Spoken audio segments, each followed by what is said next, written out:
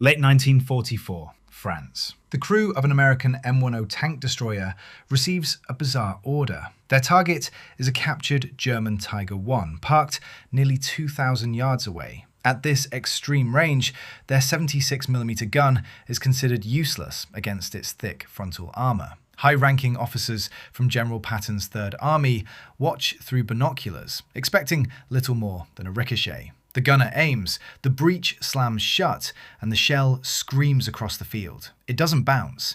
It punches a small, perfectly clean hole straight through the Tiger's hull, leaving the observers in stunned silence. This was no fluke. It was a desperate demonstration of a top-secret weapon, the T4 high-velocity armor-piercing round, the silver bullet. Its story isn't one of battlefield glory, but of a hidden war fought within the US Army itself. The test proved a shell could kill a Tiger from a mile away. So why did the unequal fight against German heavy tanks continue until the very end?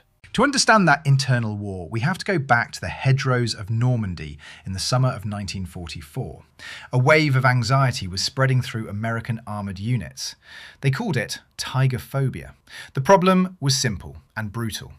The standard 76mm gun on their M4 Shermans and M10 tank destroyers simply could not penetrate the frontal armour of a German Panther or Tiger tank at normal combat ranges. American doctrine called for a flanking attack to get on the enemy's vulnerable side or rear, but the Germans knew this. Their heavy tanks would position themselves to deny any angle but a frontal assault. This left US crews with a grim choice: wait for overwhelming numbers to arrive, or attempt a suicidal rush to close the distance. The losses were staggering. This carnage created a bitter divide.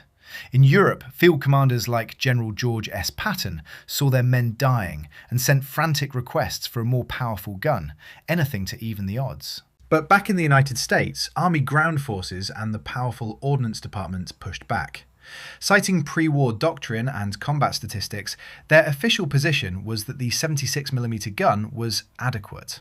After all, their data showed most tank engagements happened under 800 yards.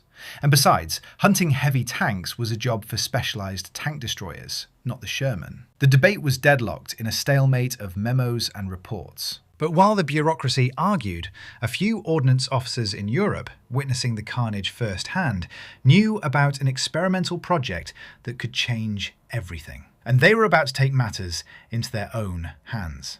The key figure in this quiet rebellion was Colonel George B. Jarrett, not a desk-bound officer, but a hands-on weapons expert and historian serving in the European theatre. In August 1944, a tiny, almost covert shipment of experimental T4 shells arrived in France, intended only for technical evaluation. Recognizing this as their one chance to break the stalemate, Jarrett and a handful of trusted officers made a career-ending decision. They would bypass the chain of command and stage an unauthorized live-fire test for General Patton's skeptical staff. This was a calculated act of insubordination. If the shell failed, their careers were over. But if it worked, it could force the change that memos and reports never could. The stage was set near the French town of Isigny. The high-ranking observers were gathered. The captured Tiger sat on the firing range, a symbol of German invincibility. Everything now rested on a shell almost no one had ever seen fire. The first shell wasn't an anomaly. It was the beginning of a systematic execution. The M10 crew fired again and again. The official report from that day reads like an engineering document written in disbelief. From 600 yards, the T4 shell punched through the Tiger's thickest frontal armour and exited through the rear. From 1,000 yards, it did the same. Then, from the extreme range of 1,850 yards, over a mile, another round cleanly penetrated the 100mm glacis plate. The myth of the Tiger's invincibility was shattered in 37 unauthorized shots. When General Patton received the report, his reaction was explosive. He was furious not at the insubordination, but at the Ordnance Department for withholding a war-winning weapon. He bypassed the entire chain of command, sending a fiery cable directly to the top brass in Washington. His demand was not for a few thousand rounds for testing. He demanded 10,000 rounds immediately, with production ramped up to 50,000 per month. The bureaucratic dam had been broken by a single illicit field test. By late 1944, the first precious few HVAP rounds began trickling to the front lines. They were handed out not to entire divisions, but to select crews, like a secret weapon. On December 17th, during the opening onslaught of the Battle of the Bulge, a crew from the 704th Tank Destroyer Battalion spotted a German Panther tank 1,000 yards away. Standard ammunition would have just bounced, but this crew had been issued a handful of the new T4 rounds. They loaded one, fired, and watched as the shell struck the Panther's frontal plate. The tank, which should have been impervious, shuddered to a halt, smoke pouring from the impact point. For the American crew, it was a moment of profound, almost unbelievable vindication. The Germans were baffled.